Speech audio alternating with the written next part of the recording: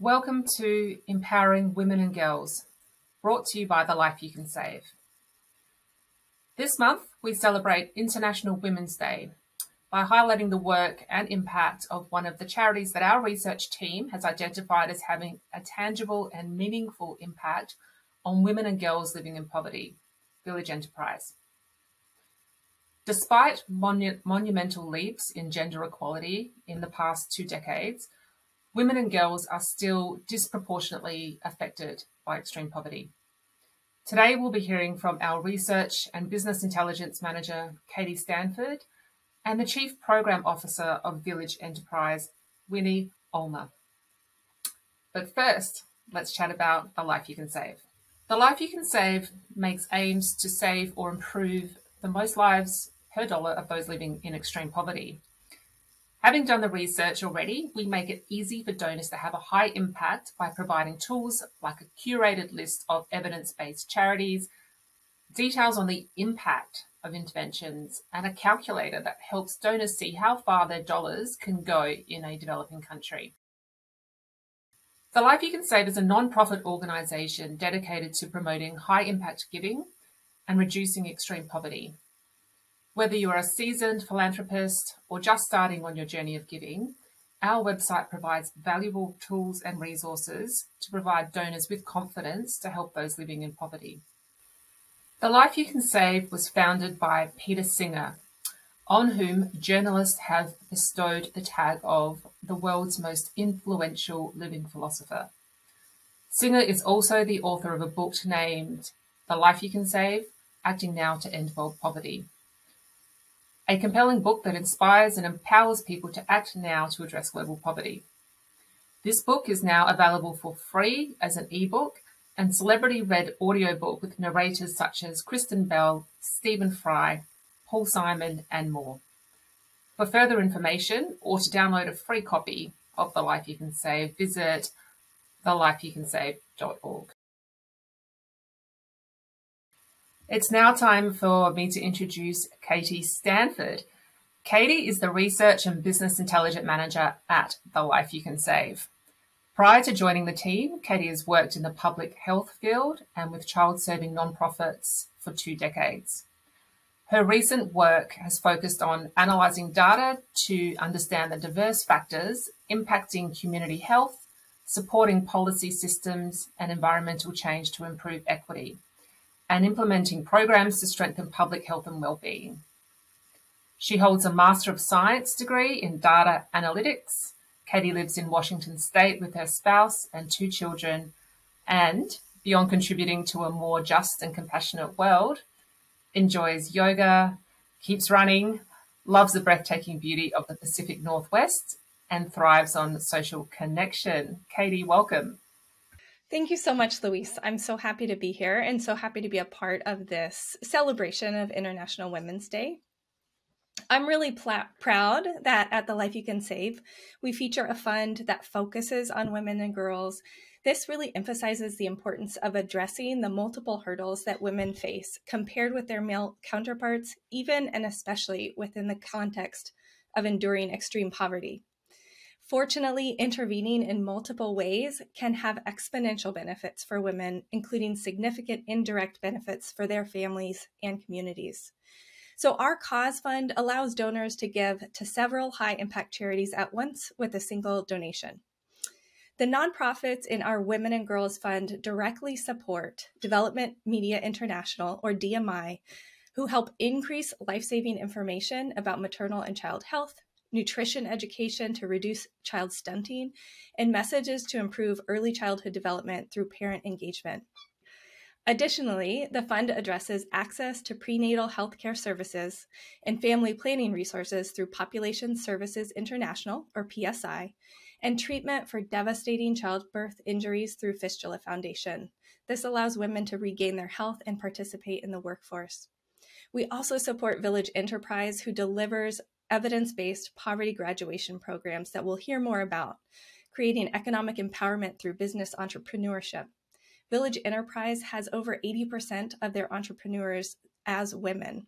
This helps families immediately. It drives investments in local communities with businesses that support the demands of their village and creates intergenerational inspiration between mothers and daughters. Our research and evaluation team at The Life You Can Save investigates high impact interventions. We continue to engage always in best practices through the field of international development, and we work closely with trusted advisors to understand how we can best act as a bridge in supporting more fair outcomes in our global community. Donors can be assured that we are developing and sustaining strong relationships with the nonprofits that we recommend. 100% of donations sent through The Life You Can Save go directly to our recommended nonprofits that are implementing effective and high-impact programs. Along with our team, I thank you for taking the opportunity to hear directly from Winnie, who engages in this important work, and I encourage you to reach out if you have questions about how we identify, engage with these excellent individuals and organizations. So, Katie, as the Research and Business Intelligence Manager for The Life You Can Save, can you tell our viewers or listeners a little bit more about how the team goes about selecting charities? Absolutely. I think just as we trust professionals with all other areas of our lives, knowing that the research team at The Life You Can Save is engaged in this each and every day, that we really are working with nonprofits, we're working with subject matter experts to understand from our beneficiaries' point of view, what's really important and what does the most good, and where do we see the most benefit. So it gives me a lot of assurance to know that we can have these conversations day in, day out, and really work with others to act as a bridge with our donors. Yeah, that's excellent. Thank you so much, Katie. Thanks, Louise. It is my pleasure to introduce Winnie Ulmer from Village Enterprise. Winnie Ulmer is a champion for economic inclusion and poverty alleviation in rural populations. Having grown out of extreme poverty herself, Winnie knows firsthand what the key difficulties faced by disadvantaged communities are and how effective development programs can support them. She thrives on providing opportunities and resources for those who need them most. Since joining Village Enterprise as a volunteer business mentor in 2010, Winnie has served on the staff as field coordinator, assistant country director, vice president of programs, and currently holds the title of chief program officer. Winnie has spoken at over 40 companies and organizations, including Facebook, Google, Intuit, the Silicon Valley Community Foundation, and the Rockefeller Foundation. She was also a panelist at the Skoll World Forum. Winnie previously worked as a high school teacher and administrator. She holds a BA in education from Macquarie University, a master's degree in business administration and management, and was a 2019 Harvard Kennedy School Emerging Leader in Executive Education. Welcome, Winnie Ulmer. Thank you so much for joining our event. Winnie is the Chief Program Officer for Village Enterprise, and I'm delighted to have you here for our event for The Life You Can Save, which is all about empowering women and girls. And we're going to cover a few things in our discussion, but I'm just thrilled to be hearing from you with all of your experience about the programs that you're delivering in Africa. So if I might just kick straight off and ask you the first question, which is, what are the biggest issues facing women and girls in Africa right now? Thank you so much, Louise, for having me here today, and The Life You Can Save for just giving me and Village Enterprise the opportunity to share our experiences, talk about some of the challenges facing Africa, and some of the work that we are really doing to address some of those challenges that are facing, girls and boys, women, and all the other vulnerable groups across this continent. So getting back to your question, unfortunately, I feel that there is no shortage of issues facing women and girls right now. we are living in an era of just increasing, crisis from climate change. We're just recovering from the pandemic, and there's still like global, conflicts and wars. And at the end of the day, all of these things impact women and girls the most. And if you look at the numbers right now, the impact of all of this crisis is going to double down, in Africa, where the numbers of those living in extreme poverty is going to just be increasing. Right now, there's an estimated, 430 million people who are living in extreme poverty in sub-Saharan Africa. And for the first time in a long time, those numbers are just going to rise up in Africa, predominantly. And again, due to conflict, climate change and the rest of, the increasing shocks, over 100 million people are going to fall back in extreme poverty. And at the end of the day, even when you reflect on what's happening in Ukraine, when you reflect on what's happening in Southern Sudan, and parts of Africa where they are conflicts, the people that most impacted are girls, the people that are most impacted are women, because they're the ones that get to do all of the caregiving responsibilities. They're the ones, who get to stay home. And I remember, for example, during the pandemic, in Uganda, for example, there are so many girls, because schools got closed, so many girls got pregnant for the 1 year when they sat at home. And when you get involved in some of those caregiving responsibilities, you don't leave them.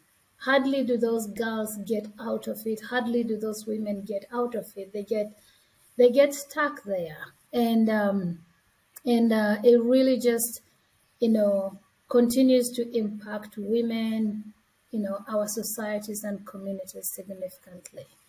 In northern Kenya, for example, where we work, the drought has significantly impacted our entrepreneurs. There is less access to water. Girls and women have to walk longer distances, and what that means is that they are left with very little time to be involved in, income generating activities or their education, and that, affects their ability and their potential to earn, but also their futures.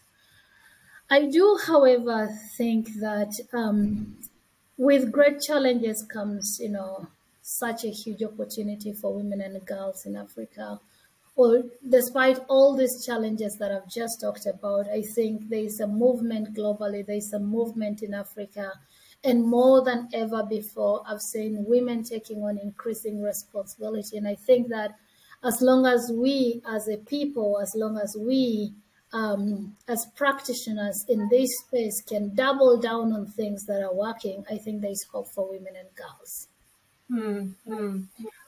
So, I mean, that's a really good point about the pandemic and leading to schools being closed and that flow and impact to pregnancies and the like. It's, certainly something that it's surprising to me to hear that, but also kind of obvious that would have been a consequence among many of the other consequences of the pandemic.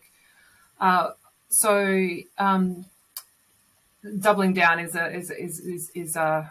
an excellent way to think about these challenges, and I'd love to hear more about what Village Enterprise is doing to help and to address these issues. Thank you very much. So our vision is a world free from extreme poverty, a world where families have the economic means to be able to sustain themselves, to be able to build resilience and withstand, shocks coming from climate change, shocks coming from conflicts, and shocks coming from other things, And we have intentionally made sure that our focus is on three main vulnerable groups: women, youth, and refugees. And I think when you think about the conflicts at the end of the day, those are the demographics that get most affected. The conflicts, increased displacements, causing significant numbers of, refugees, and then youth are the biggest, constraint of the population in Africa, and women, just as I have mentioned before, continue to be that number that significantly gets impacted. And so we've intentionally made sure that we're targeting those populations. And specifically right now, 82% of our entrepreneurs are women. And I think it's important for programs like us to be inclusive, to be cognizant, to make sure that we're reaching women because they are the most impacted. And I think that's a very important contributor that Village Enterprise is putting forward right now.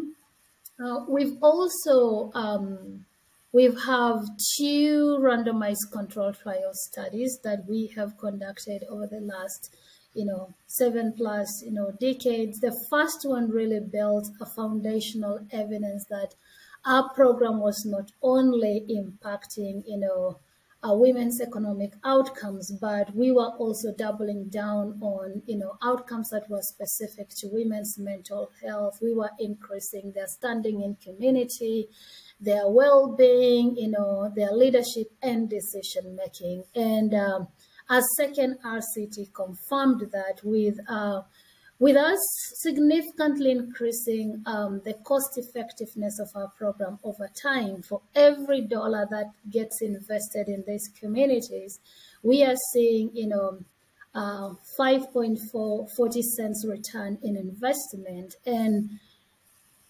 And a big part of that is we consistently are making sure that our program is cost effective. It's only 12 months, but within those 12 months of implementation, we are being very intentional that our initiatives are led by local people, that our leadership is local. So across all the countries that we work, our solutions, our leadership, our program is co-designed with these communities, and leadership is within these communities. So we have lots of people that understand this context, and I think that's really significantly important. We have about 440 staff, and 97% of those individuals are African, with 50%, positions in leadership within Village Enterprise are women. And I think it's very important in this space to be able to walk the talk as an organization and as individuals. And that allows you to be able to make sure that these solutions are locally driven. When you want to impact women, it's important to have women who understand the complexities, who understand the context, to be able to work with the women and girls in these rural locations to be able to address that. So beyond the RCT, we've also done a longitudinal study over 5 years, and again, consistent with the results that we have seen from our 2 randomized controlled trial studies, our outcomes increased over time. We saw, for example, an 83% increase in consumption, a 33% increase in savings over 5 years. And what this really means for the girl and the woman in our program is that, rather than them staying at home because their families cannot afford school fees, through their savings, the household is able to save with a purpose for education and keep the girl child at school. It also means that, the household is able to renovate, their household structures, which is very important for a girl's safety and a girl's security. They're also able to meet the basic needs for this girl, buy her scholastic materials, buy her some clothing, make sure she has the basics that make her live with dignity within, their house and their homes and their communities, or even just improve the quality of the meals they are having and the quantity. From 2, we see people go to 3 meals. We see increase in protein uptake. And although this may look like tiny little improvements, it's those tiny little things that build up into big changes in these communities. And I think our ability to be able to do that, and of course, not in isolation, we've also really used very collaborative approaches. So for example, in northern Kenya, where communities have significantly experienced drought, 5 years no rain, malnutrition is such an issue, we are layering and working with partners like CRS and others to make sure that our graduation program is layered with nutrition. In Western Nile region, we are working with Mercy Corps to layer our poverty graduation program with market systems.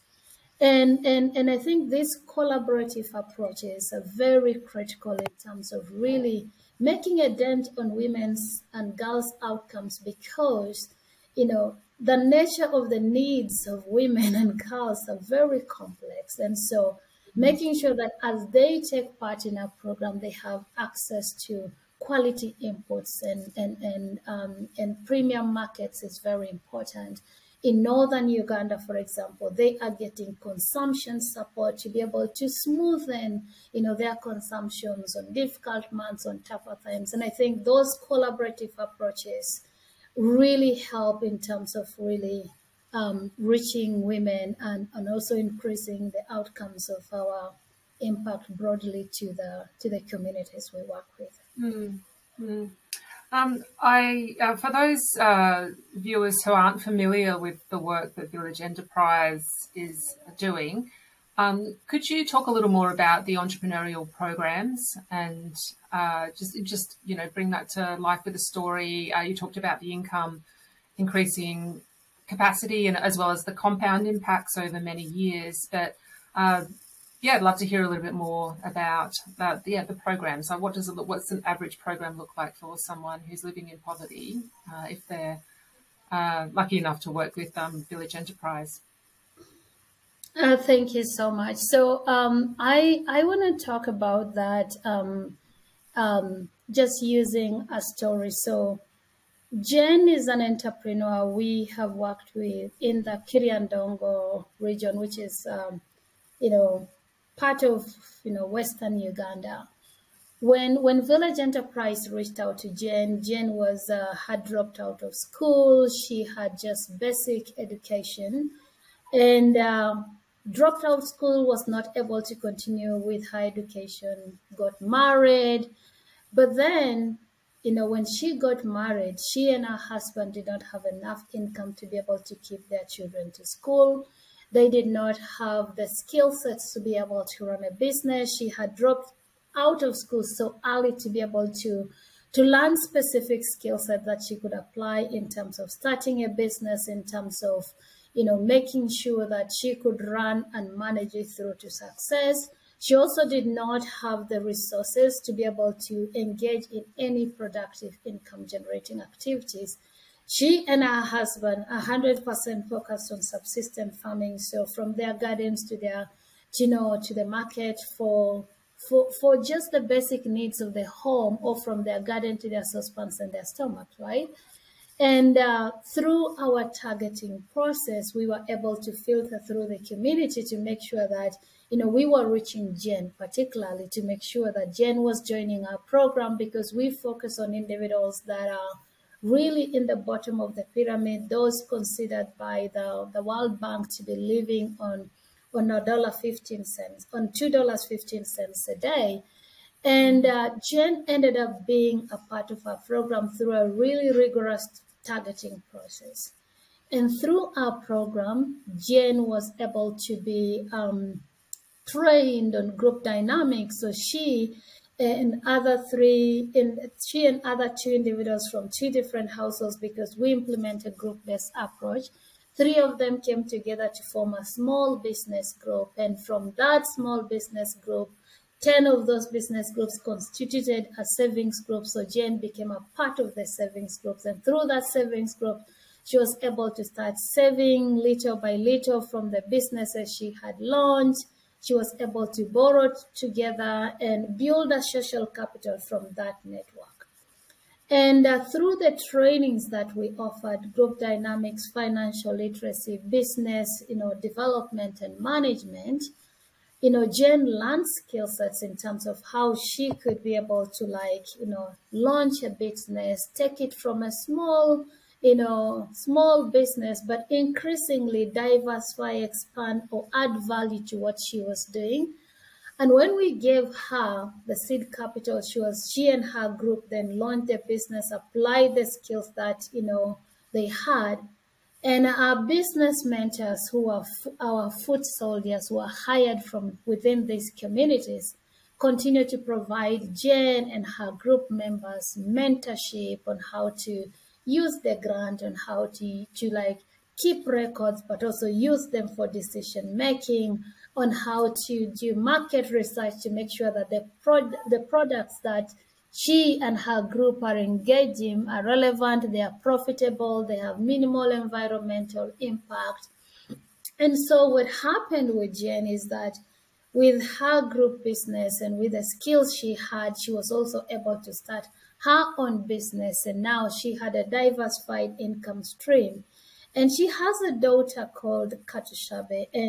And because of that, Jen has been able to keep Katushabe in school without dropping from school. Jen has consistently said to us that if there is one thing she wants to make sure happens, that she does not want her daughter Katushabe to be a school dropout like her. And I think that what our training provided was the skill set to run the business, but more importantly, inspired Jen to believe in herself and to really start to pave a path for her own daughter. And we believe that if Katsabe stays at school, if she stays at school, we believe that that provides a path for not just Jen, but for Katsabe to charter a new journey for her siblings, and breaking this generational poverty within their households.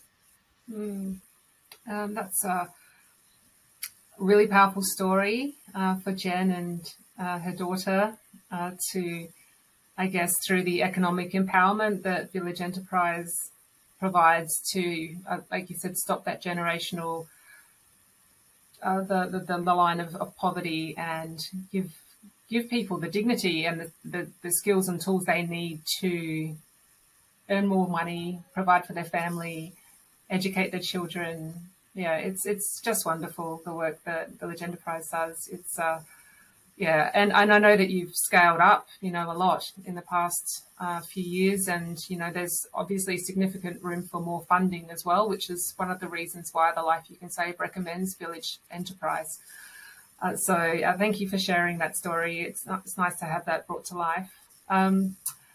So we did touch on this before, and I think that Village Enterprise, your vision and mission is the same as the Life You Can Save, which is we would like to see an end to global poverty and the impacts that has on so many humans. The number is, it depends on which way you measure it, but let's just say it's 800 million people living less than $2 a day.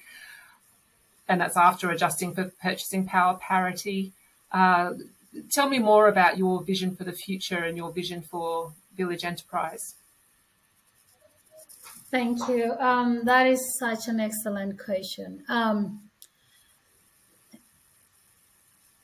My vision is that we are living in a world where girls are equal to boys, and more importantly, that they are seen that way by their societies. I just told you about Jen's experiences and Kachabe's experiences. With Jen, for example, she came from a family where her parents prioritized the boy child. And she was the one the family asked to stay at home.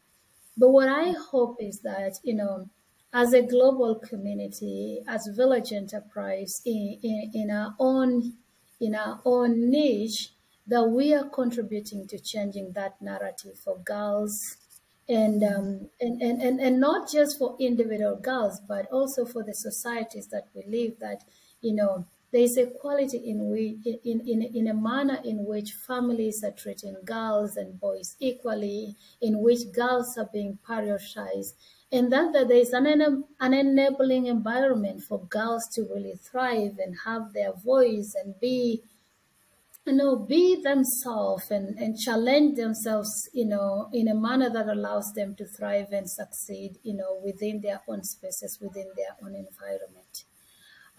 When it comes to Village Enterprise, my vision is that, as we continue to see these complexities, as we continue to see the multifaceted nature in which, the problems that affect women are, the complex nature in which we really have to be looking for holistic and collaborative approaches to be able to address these complex issues that acknowledging that as village enterprise alone, we can't do it. Yes, we can contribute, but how much better our world would be if everybody, came together and contributed towards the same cause. So our hope and vision as village enterprises that we can start to see more collaborative approaches. So for example, as village enterprise, we really believe that the best way and the quickest way to reach more women and girls is if governments can actually adopt gradation. And we already have some work underway with the government of Kenya, underway with the government of Rwanda.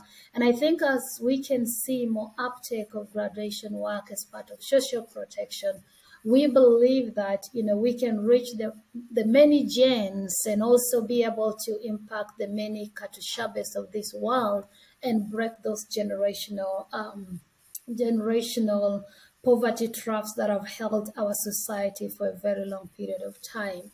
I also believe that, as we continue to stay on the path of cost effectiveness as village enterprise, that we can really reach many girls. So we are working to make sure that, technical assistance continues to be a critical part of our work, where we can train organizations that are interested in this work, that have the structures and the capacities.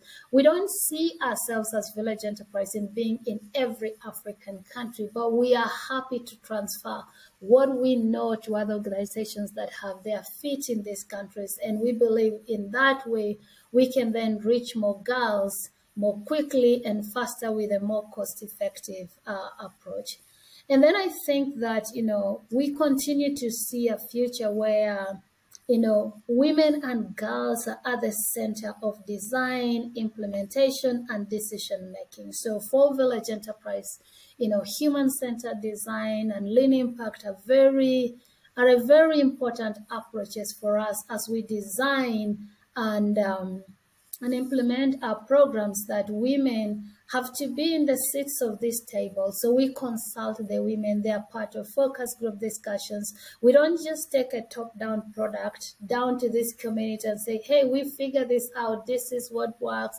You do it X, Y, and Z. No, we take a community approach and work, together with this community to co-create these solutions together. And our vision as village enterprises that, our society can embrace those types of approaches in order to be able to really make a dent on, some of the challenges faced by women.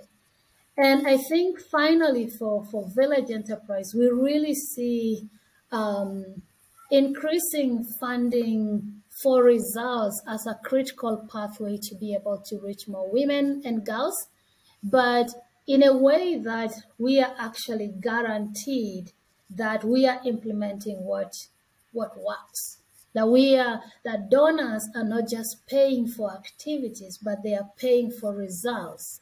And I think there is an incentive for us as village enterprise, as an organization, but also for the space in general, because there's value for money if you pay for results that just pay for activities. And I think that is that I believe is a path that we continue to see as a vision for the future and for the space, which allows us to reach many more women and girls, but also deepen the impact of our work within these communities.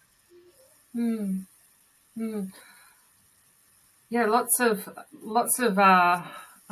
that's an excellent vision for how there's many elements that could come together to help women and girls in poverty. I really like the idea of the scaling up and the transfer of knowledge to be delivered by others in other countries, so that you can, that this works. As you said, you've got the RCTs, there's the evidence is there, the cost effectiveness is there, like it's a tried and true economic empowerment intervention that really helps people in poverty, and in particular women and girls. I think that particular point, and you've mentioned that a few times, and what the Life You Can Save really likes about Village Enterprise is that transparency, the fact that you are committed to delivering results so that donors who are anywhere in the world can donate and be really confident that their donation is going to transform the lives of people living in poverty. And as you said, I think it was 87% of those going through the entrepreneur program are women. So that's, it's a really powerful story. And for anyone who's watching this in Australia, which I'm hoping lots of people are, donations to Village Enterprise through the Life You Can Save are 100% tax deductible. We on grant any donations to Village Enterprise via our entity in Australia at 100%. We don't take a cut, and it's such an amazing way to get a great return for your donor dollar and know that you're doing a huge amount of good for women and girls and in the lives of those living in extreme poverty.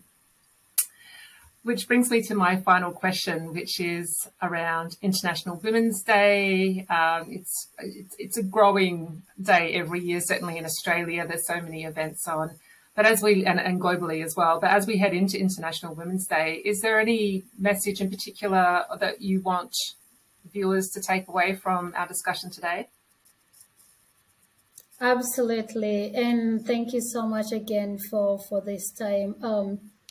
I think for me, when you think about International Women's Day, and as we head to this celebrative season where we celebrate women, their achievements, I think recognizing that they still need and that there's still a lot of work to be done. And I think if you're a donor and you're hearing me and Luis today, what's really important is that, we keep supporting approaches that we know are working and, support Village Enterprise and other organizations that are really, making impact in this way. And I think that your dollars, your donations will go a long way. And finally, I just want to say that, if you close your eyes and think about girls and women, there is somebody in your life, there is somebody in your space that touched your life, who is a girl, who is a woman. And think about the other person that you have not met, who is unable to touch your life because of where they are born, because of, generational poverty traps, because of the global crisis. And think about, how a dollar or $2 or $3 or $5 or $10 could significantly change their lives and what you can do in the moment. And for those of us who work with girls and women on a daily basis, this is time for us to recognize, celebrate, uplift the experiences and contributions of women and girls everywhere so that we are able to create greater understanding and equality. Enjoy International Women's Day, and looking forward to hearing the amazing stories all of us are going to contribute towards. Thank you, Winnie. That was an excellent way to finish our discussion. I am extremely grateful for your time, for sharing more information about the work Village Enterprise is doing, and I wish you a happy International Women's Day, and I look forward to hearing and watching more about what Village Enterprise does over the coming years as well. So thank you. Thank you, Louise. Same to you. Happy International Women's Day. And thank you for the support that we continue to get from the Life You Can Save. And we're grateful to be able to partner with you and work with you in this way. Thank you. Thank you too.